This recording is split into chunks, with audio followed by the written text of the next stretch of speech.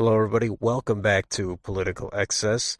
Today, of course, is a big primary day, but before that, I thought I'd take a look at Joe Biden's approval rating and see how he's doing there. So let's head over to Real Clear Politics and see where we're at.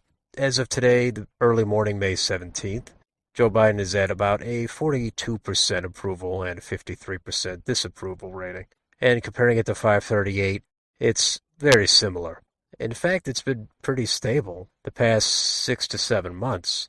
On Real Clear Politics, Biden has been underwater generally about between 8 and 13 points. And he's actually been underwater now more time than when he was above water. Now, given the prices of everything going up and the state of the economy, as well as some other issues, I'm actually surprised it's not about 5% lower than this.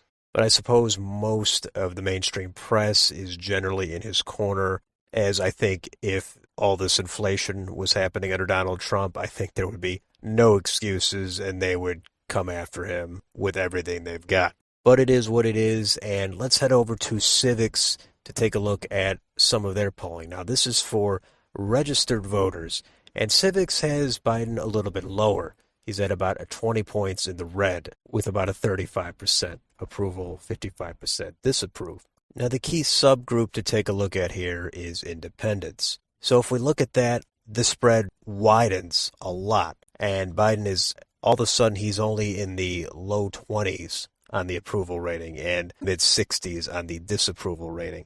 Now, that spread is huge. But for some more context, let's compare to see how he did against Donald Trump, his job approval rating, while Trump was in office. Now, Trump was underwater the entire time, and it actually is fairly stable here. The entire 4 years, he was generally underwater by about 9 to 13 points. Not a huge spread. Now, if you click on independents to see how Trump did with independents, it is actually remarkably similar. It's almost a 1-to-1 matchup. If you go to Donald Trump, his favorability rating, which is separate from his job approval, it's a similar story. It's stable, it's negative. If you look at the independents, it matches up very similarly to the overall registered voters. Now, if you go over here back to Biden, Biden's favorability rating, which is again separate from his job approval rating, and if you isolate it to just independents, there's a huge gap again. So for whatever reason, Donald Trump, his overall approval rating was almost the same as the independent approval rating. And Joe Biden, it's not at all. The independents are way less supportive of him. I guess it's telling that Biden has very soft support. And I just think that this is the kind of thing that should get a little more attention as to why Donald Trump can maintain solid support throughout his whole term, even though it was in the negative. So make of that what you will. I hope you also find this a little bit fascinating. And if you enjoy the rest of this content, please like, share, subscribe, leave a comment down below.